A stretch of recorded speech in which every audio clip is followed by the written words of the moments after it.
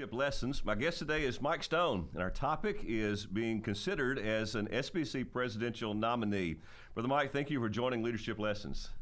Man, it's my privilege to be with you. Let me tell you all about Mike. Mike Stone has served as pastor of Emmanuel Baptist Church in Valdosta, Georgia for more than 20 years and is now a candidate for president of the Southern Baptist Convention. Messengers will vote next month in New Orleans. Mike is a Georgia native raised by Christian parents from a different denomination and was saved at the age of 8. Mike responded to a ministerial call shortly after graduating from Valdosta State University. He joined the staff of Emmanuel in Blackshear, Georgia in 1996, but not as pastor. Emmanuel has experienced steady evangelistic growth under Pastor Mike's leadership, averaging 63 baptisms per year of his pastorate with more than 1,000 people in attendance each Lord's Day. Mike has served as president of the Georgia Baptist Convention and chairman of the SBC Executive Committee. He ran for SBC president in 2021 and is now running again. So, Mike, let's just jump into these questions. Tell us how you came to faith in Christ, and you weren't raised in a Southern Baptist church, but how you and your family became Southern Baptist. Yeah, the very short version of that, I'm grateful to have been raised in a Christian home. My parents were and remain today in a Pentecostal congregation and in a typical Sunday night service. I don't remember the first time I ever heard the gospel, but when I was in the third grade, age 8, I heard the gospel. As saved people know, I heard it in a different way that night, and I responded to God's call to salvation and was baptized in that church not long after that. But around the 9th grade, our church, very small church youth group, was challenged to study through the book of Ephesians. And when I came to chapter 2, I ran into the familiar doctrinal truth there about salvation by grace through faith.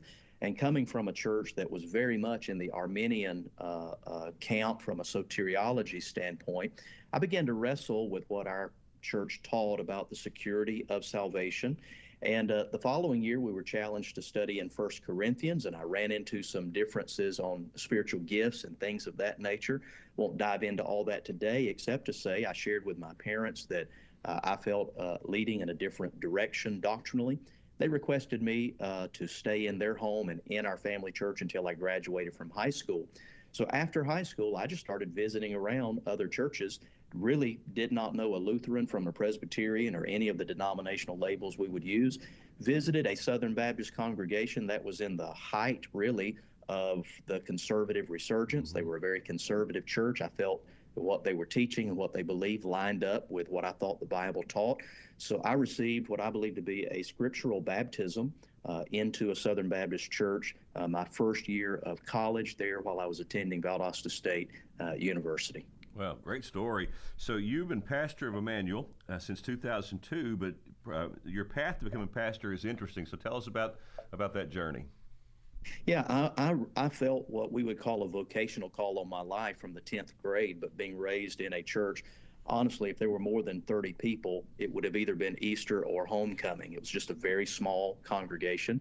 So what I sensed as a vocational call was to be a band director. I had a lot of talent and music, was in band, and I saw the influence on our high school campus that the band director had, similar to maybe what a football coach might have. So I believed that I was going to be what I now know to be called a bivocational minister of music, be the band director at the high school and serve in the local church. So I began attending in the music department and then felt the Lord lead me in a little different direction. When I graduated from undergraduate, I started attending law school at Mercer University, thinking the Lord was calling me into that profession. I would just insert for non-pastors that may be watching this, I still value, and that personal experience has shaped my view that every vocation, stay-at-home mother to pastor of the church, they are all missionary assignments. They're the calling of God. I was not running from God's call. I was trying my best to run toward it. Amen. But I did leave law school after the first year and went on staff at a church as the minister of music, served there for about 2.5 years until I became the minister of music at the church that I now pastor. After 5.5 years on staff, the pastor went to another church, and after a 4-month search, the Lord surprised every one of us, and the church extended a unanimous call for me to serve as the senior pastor. In June will be 21 years that I've been serving in that role. Mike, real quickly, you're a gifted preacher. You're a great communicator. And I know folks have told you that. In fact, you're right now in a hotel room. You're preaching revival in Tennessee, and I'd heard that about you long before. How did folks start to notice that preaching gift in your life? How did that start emerging in your Well, world? our church was running at that time between 350 and 400 people, and I preached what I think is my seventh sermon ever in view of a call as the pastor. I received a late night Saturday call from the pulpit supply that was going to be preaching during that interim period. And the call was so late, I didn't want to dump the preaching assignment on someone else. So I filled in myself that next Sunday morning. And during my first ever Sunday sermon, I just sensed the call of God on my life to go into the pastorate. And thankfully, the sermon went fairly well that day. And the leadership asked me if I'd fill in another Sunday or two, and God's providence, it went from there. So it was a fairly short trajectory in that regard. You're one of those uniquely annoying pastors who can both preach and sing, and the rest of us find that somewhat frustrating. But what a great story. So, Mike, it's not normal to challenge a sitting SBC president who's eligible for a second term, and you're willing to be considered. That's the way it works in SBC life. So tell us why you're willing to be considered for this role. Well, first of all, I appreciate the opportunity to share my love and appreciation for Bart Barber. I count him as a dear brother in the Lord. If we have any doctrinal differences as far as what our doctrinal statement would be, I don't know exactly what they would be. I was blessed to call him on the day that my announcement was made and express my love for him and appreciation for him, and to say that this is not personal for me. And I feel like if I said something negative about him personally, his character, his integrity, I would have to make it up, and then I'd have to repent for lying as well. So I want to reiterate that it is not personal at all in that regard, nor do I think the primary issues are doctrinal in and of themselves. I also respect the fact that as a matter of precedent and practice, that we afford a man to serve for 2 years. I think that is, generally speaking, is healthy for the organization for a lot of different reasons, both practical and otherwise.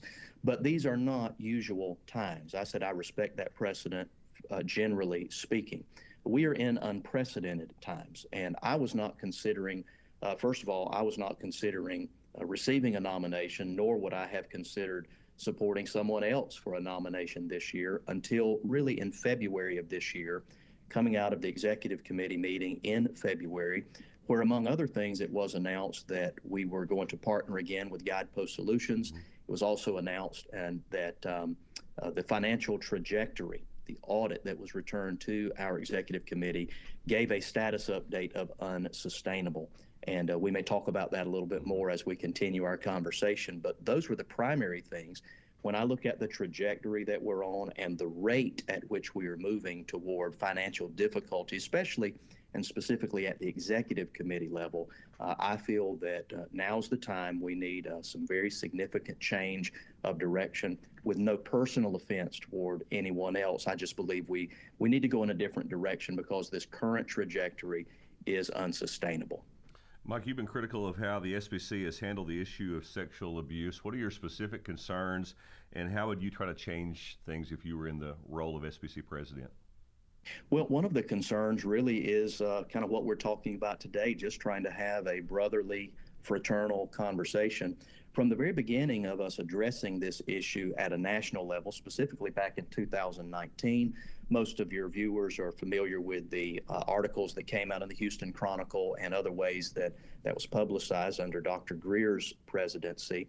I began to see right away that there was an atmosphere that if you held a different approach, if you wanted to address the problem in a different manner, you were vilified as someone who was in favor of child molestation or of covering up heinous and wicked sins of the most evil kind. And so I have tried to treat those who differ in their approach and methodology. I've tried to treat them as Christ-loving, God-following, Bible-believing, well-intentioned people who just have a different approach. As a sex abuse survivor myself, who told no one about my own abuse that happened from age 8 to 10. Wow. I did not reveal that for the better part of 40 years, actually revealed it at the February 2019 executive committee meeting. No one would have a harsher stance or a deeper concern about people, children, women, vulnerable populations being abused. The only thing that would make any kind of abuse like that worse is when it is done in a setting that bears the name of the Lord Jesus, because you not only have the abuse issue, you really have a blasphemy issue when it happens under the umbrella of a gospel preaching ministry. I do believe that we have gone into a troubling direction that is, for one thing, is top down. That we can call it inquiry by the Credentials Committee, but it's an investigation by any other measure. And we have, not in word, but in action, we have created an atmosphere of guilty until proven innocent, where an accusation is made, and we are told, even in the Caring Well Initiative resource, that the best thing we can do for a victim of sexual abuse is believe them. And in order to believe someone who's a victim, we have to first of all determine that they were a victim. In the church that I pastor, I say we are commanded by God, by biblical principle that is, as well as by the laws, at least here in the state of Georgia. We will treat every accusation as potentially true and immediately contact the police and cooperate with them to the fullest extent of the law. But the same Bible that would teach us principles that we should teach every accusation as potentially true would forbid us to treat every accusation as necessarily true. And I feel that we have created an atmosphere where we very quickly publish accusations without information, without hearing both sides of the story, without there having been any proof related to the veracity of those accusations. I also feel like under our leadership, especially and particularly for the last 3 years, at both the executive committee and the presidential level, and I want to reiterate for the sake of clarity, godly, Christ-loving, well-intentioned people have allowed our convention, our executive committee more specifically, to be misrepresented as having covered up sexual abuse. Brother Todd, I don't know of a single case of sexual abuse covered up by the executive committee of the Southern Baptist Convention. Not a single case.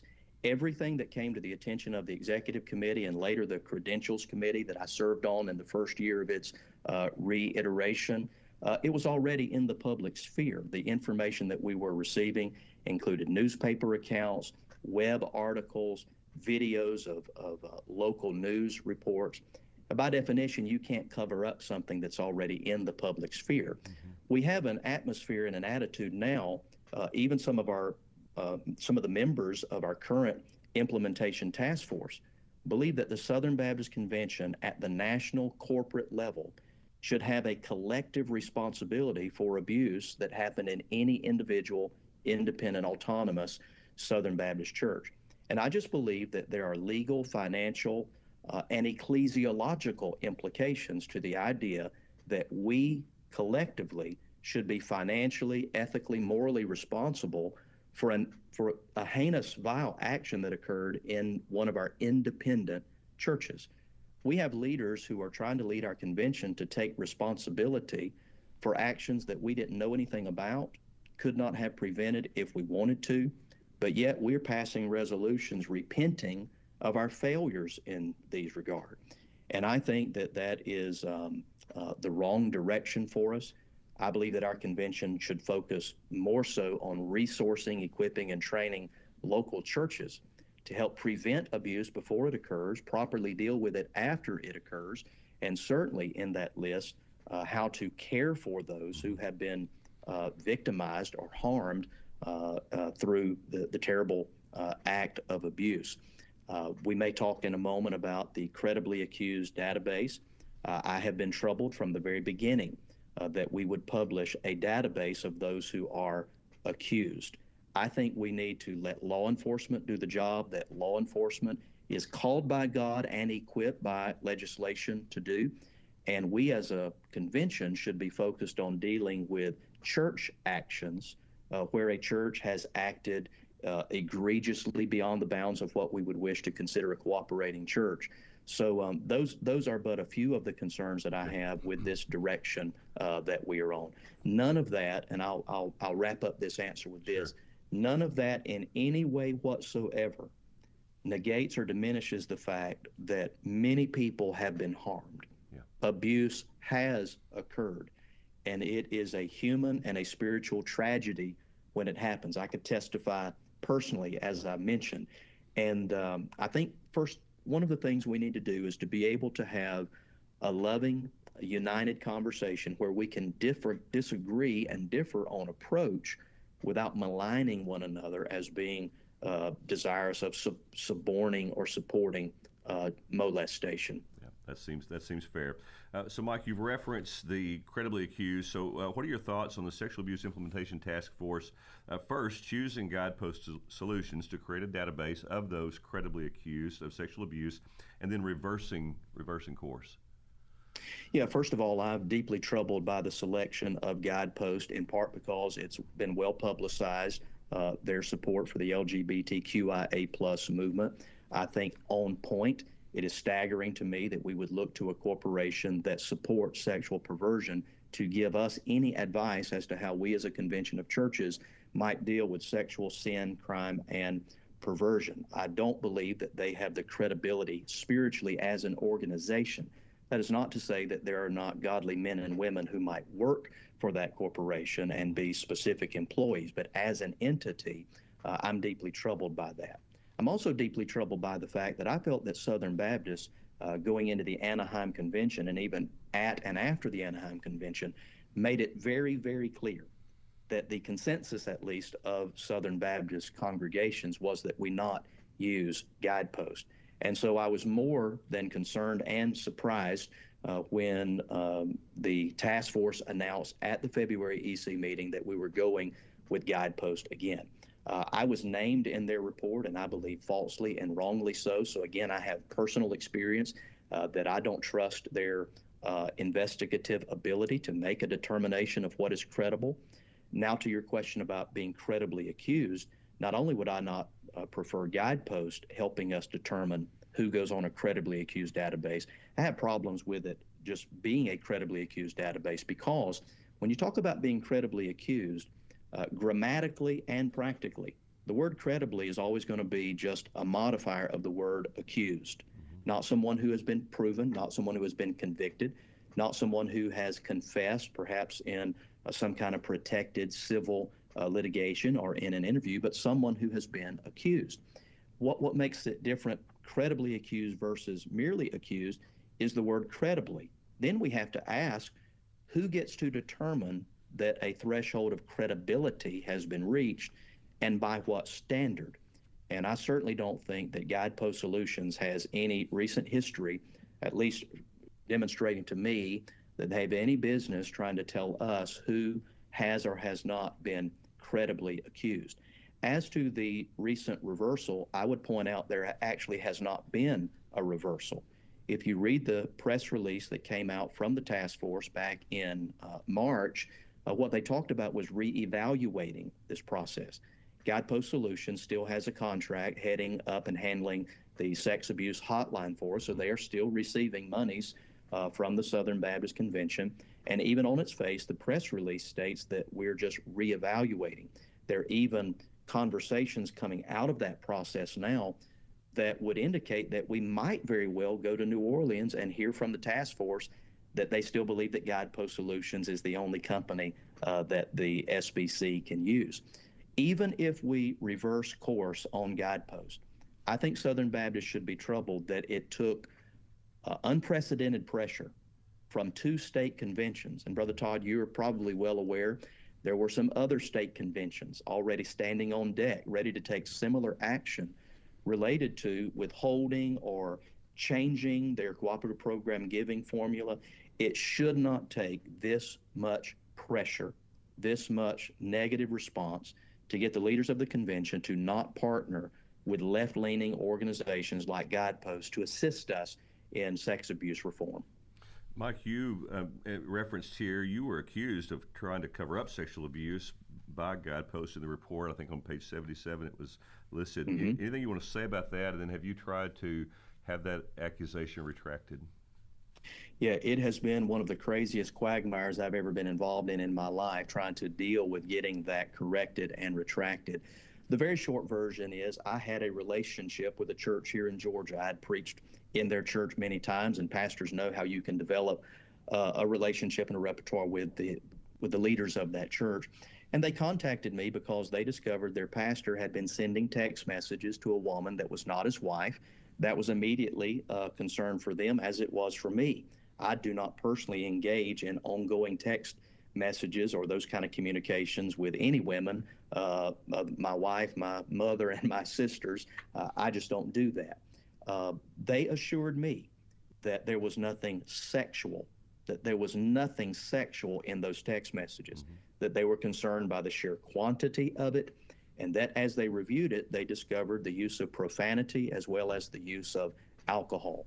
I actually advised them to terminate their pastor because I did not think that he would survive as both a spiritual matter as well as just a practical matter. I did not think he would survive those revelations in their church.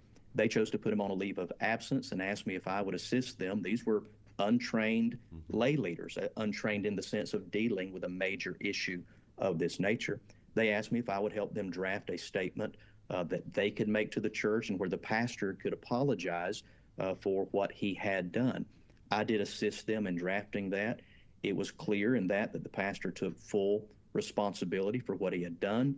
He explicitly said nobody else was to blame, that the people who brought this to the attention of the leadership, they were not to blame. The leaders were not to blame or be criticized for dealing with it and placing him on a leave of absence, that he was the only one to blame. 2.5 years later, in an interview with Guidepost, though I had offered a blanket offer of documents, they did not ask me for a copy of that drafted apology. I didn't even know that it was a subject of discussion.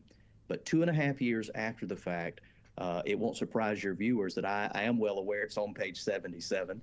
I'm reading in real time when the report came out on May the 22nd that incident was somehow me covering up sexual abuse. I immediately made an appeal to Guidepost, and to my surprise, Guidepost attorneys actually responded to me and said they'd not accused me of any such thing, that they had merely stated how an unnamed witness felt. And Brother Todd, they emphasized the word felt. They put it in quotation marks in their legal letter to me, that they had not accused me of knowing about anything sexual or being involved in covering up anything sexual, but they had merely reported how an unnamed person in that church felt when they discovered that I was involved in assisting their church leadership in this matter. That would lead to more questions than we have time to deal with today. I have shared that information with Baptist Press, with the Executive Committee. I've shared it with the Sex Abuse Task Force. And to this very date, Friday will be 11 full months that I began sharing that documentation with Guideposts and with the leaders of our own convention. And Friday, this coming Friday, May the 12th, will be 11 full months, and no one will offer any sort of retraction or clarification. And it leads me to another concern that I have with the general approach we're having in the sex abuse reform conversation. And that is, there is a lot of subjectivity, not objectivity. And I see clear instances, not just me, but in others, where this conversation has been politicized and weaponized. And certain people can get retractions and other people cannot. And it's just an evidence of the subjectivity that is involved in this conversation that I believe long-term will tear at the very fabric and future of our cooperation as a convention of churches. Mike, let's talk about the cooperative program. One factor that Southern Baptists have always considered when choosing their next leader is the church's history of cooperative program. Folks should know that in your 21 years at Emmanuel, the average giving, even including the time when you've withheld giving, has been 8.8% of undesignated gifts. Your church has sent nearly $2.9 million through cooperative program giving during your tenure alone, and you've been a top 10 church in Georgia in CP giving. But recently you've withheld CP giving, so talk to us a little bit about this current status of your church's CP giving.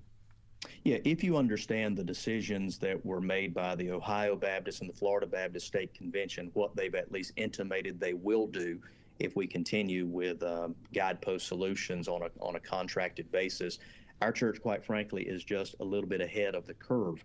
because of my service as chairman of the executive committee and then a regular member of the executive committee, I was already well aware of these concerns kind of coming down the pike. And between the fact that my leaders do not appreciate convention leaders, elected leaders, and paid leaders being a part of not being willing to reconcile and rectify the false report that they've made against their pastor, and the fact that my members are not interested in giving their hard-earned, sacrificially given tithes and offerings to pay for a bunch of lawyers and settlements, that our tithes and offerings would be going into a collective pot to pay settlements that for things that happened in individual churches. We determined that we were going to begin to escrow cooperative program giving, at least a portion of it. During that year, we have escrowed $147,000, and we've not reallocated it, we've not spent it, we've not redistributed it. It's sitting in escrow now, waiting on these matters to be resolved at the national level. In spite of all of that, we still gave 4% of undesignated receipts, just under $100,000, that we still gave to state and national convention causes. We just didn't give it officially through the cooperative program. And I am well aware that when you give that designated giving, it does not show up as CP giving.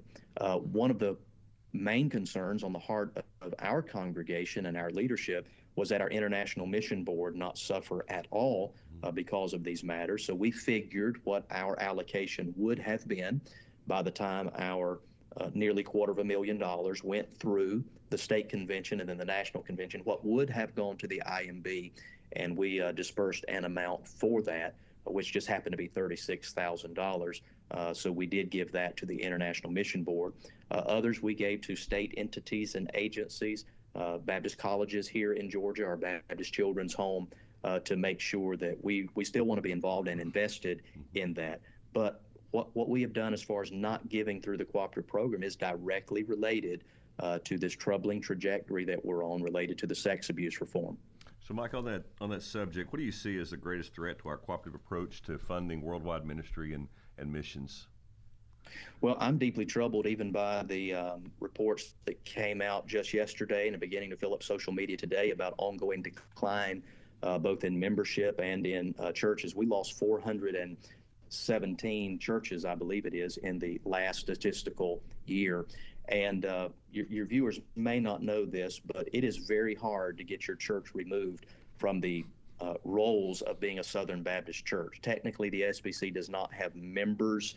Churches are not technically members, but if we just use common nomenclature, we have 47,000 and some change churches that are members of the Southern Baptist Convention. And if you ever give anything at all or turn in an ACP, you're included in that number. And it takes a very specific action on the part of the church to be removed from that number. So to have well over 400 churches no longer affiliated with the SBC, those churches have not been disfellowshipped. We could count on one hand in the last year the churches that have been disfellowshipped for several reasons.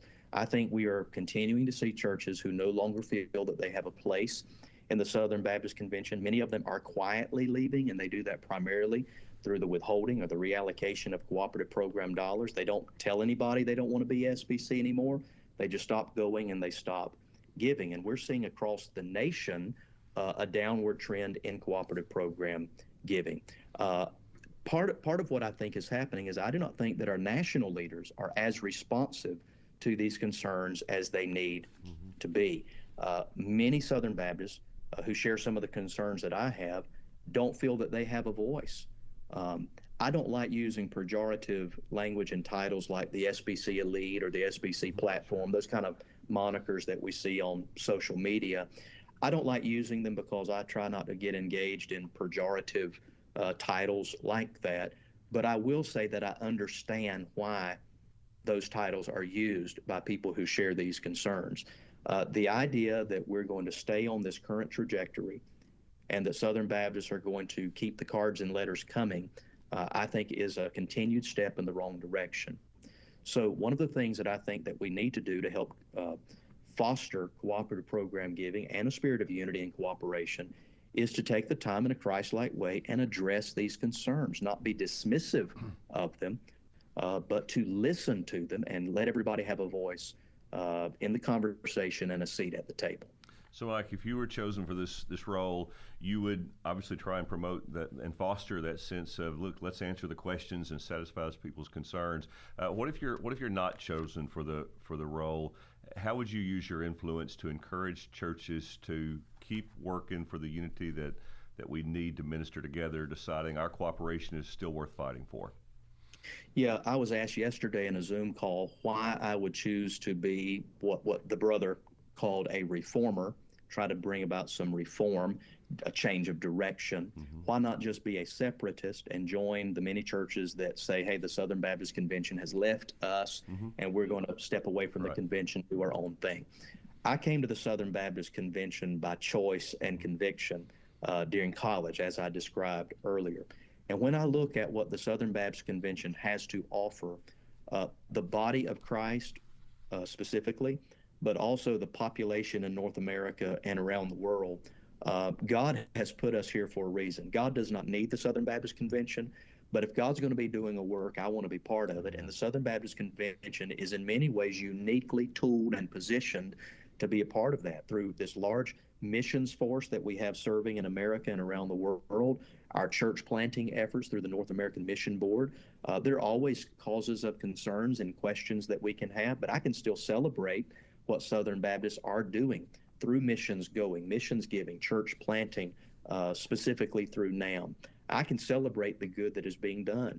Our 6 seminaries train around 1/3 of the seminarians on the North American continent. That's amazing. Not all of those are Southern Baptists. We have, whether it's a conservative Presbyterian, a conservative Methodist, someone who's going to serve in a Bible church, or maybe just a stay-at-home mom that wants to get some good theological education.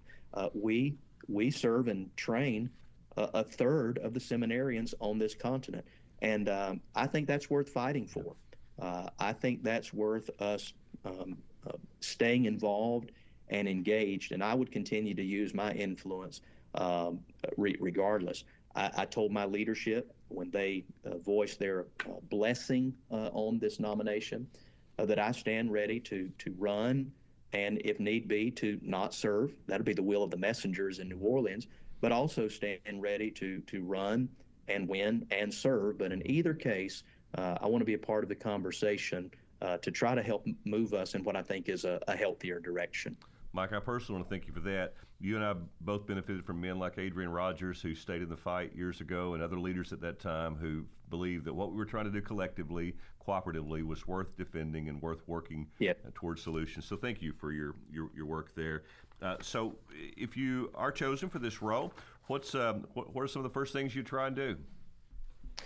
Well, the first thing that's really on my heart, top of the list, is an initiative that I first put forward 2 years ago, and God hasn't taken it off my heart, is a nationwide evangelism strategy called Crossover America. And obviously that would involve a lot of partners, a lot of cooperation with the various ministry partners across the SBC, whether that's a national entity or our state convention partners. Very specifically, and I won't take a lot of time to describe it here, it's really just an emphasis on what some of the older pastors and leaders may remember as wave revivals, but having a specific evangelistic focus. But rather than our association, state, and national conventions sponsoring events that we're encouraging people to come to, such as a stadium crusade or a community revival, my focus would be on our convention and our other partners resourcing local churches to hold intentionally evangelistic events at, in, and through their own local church.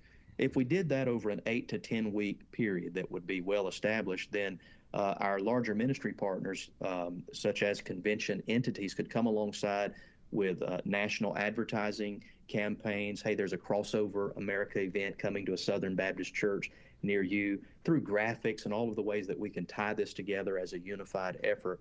But by the local church doing it, they would be able to do it within their own schedule, within their own polity, frankly, within their own soteriological and methodological preferences. A church like mine may choose to have a Sunday morning through Wednesday night or Thursday night harvest crusade and bring in a vocational evangelist who's going to be preaching simple salvation messages as opposed to, revival messages to the church.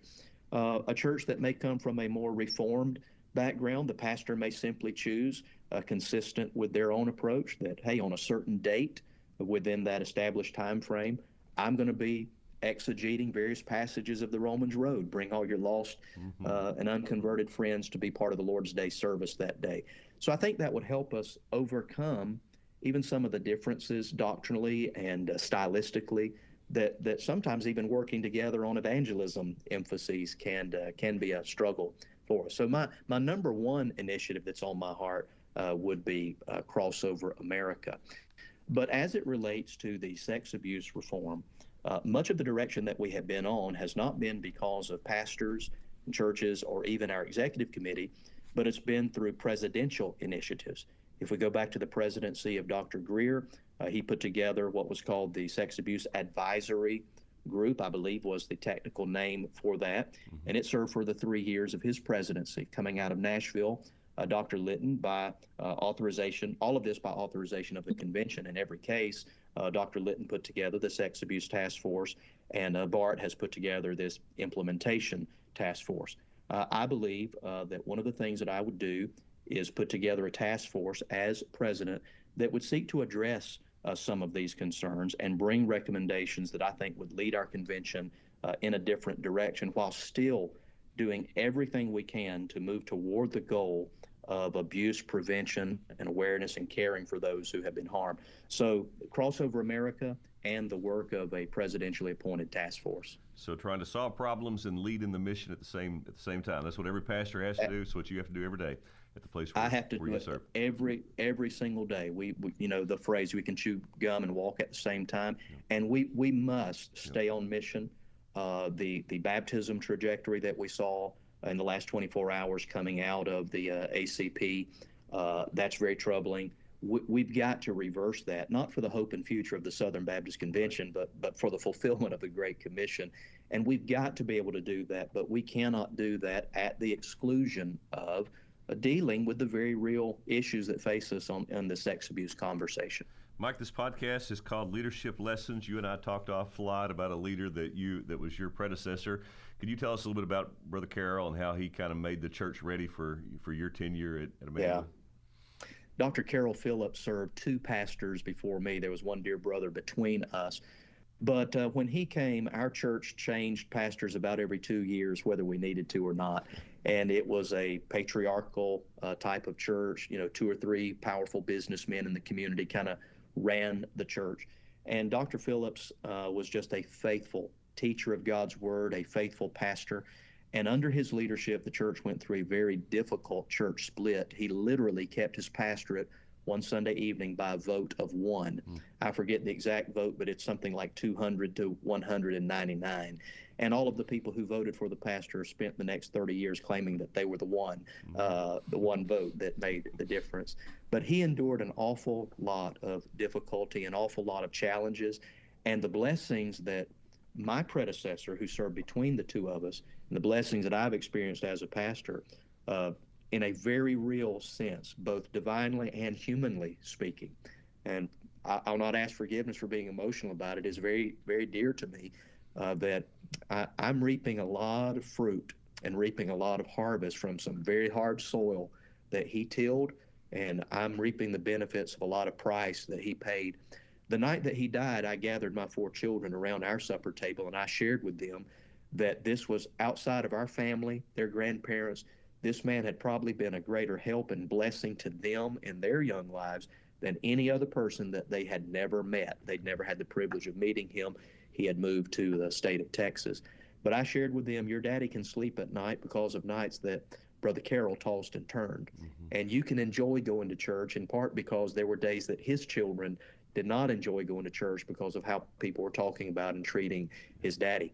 In the midst of that conversation, 2 of my deacons who were serving today, who still serve with him, made a motion that we take some money from our discretionary account and send Brother Carroll's widow, a brand new widow at the time, sufficient funds to cover his funeral expenses.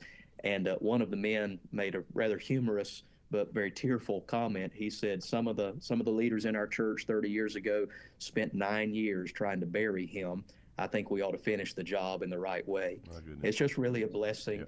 And if nothing else comes out of this conversation, I want to encourage the pastors and lay leaders that are observing this conversation. What you're doing matters. Yeah.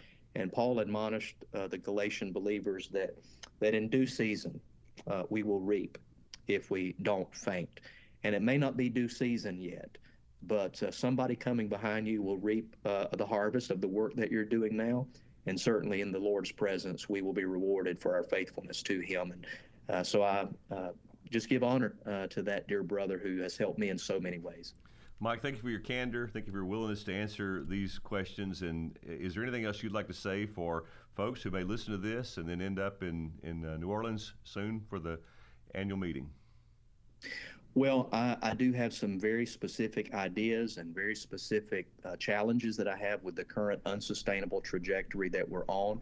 But I hope that we can come in a spirit of unity and in purpose, but yet be decisive, that we really don't have time to continue on this current pathway. Tying back into the audit of the executive committee saying that we are unsustainable, it's also worth noting that we're unsustainable at an exponential rate. In the last year, the executive committee has spent half of its on-hand, non-designated disposable income, basically dropping from around $12 million to around $6 million. And we are spending it while we're claiming responsibility for things that I do not believe should be the responsibility of the convention at the national level in terms of paying settlements and claiming responsibility for these things. If we do not turn this trajectory around sooner rather than later, I believe that we're going to face very negative consequences in our convention of churches for a generation to come. So I hope that we will come with a heart that is determined to go in a different direction, but that we will come and do that in a spirit of love and peace and cooperation. Mike, thank you for your ministry at Emmanuel Baptist Church. Thank you for your evangelistic leadership. Thank you for being willing to be considered as a candidate for SBC president. And thank you for joining Leadership Lessons. My privilege to be with you. Hope to see you soon.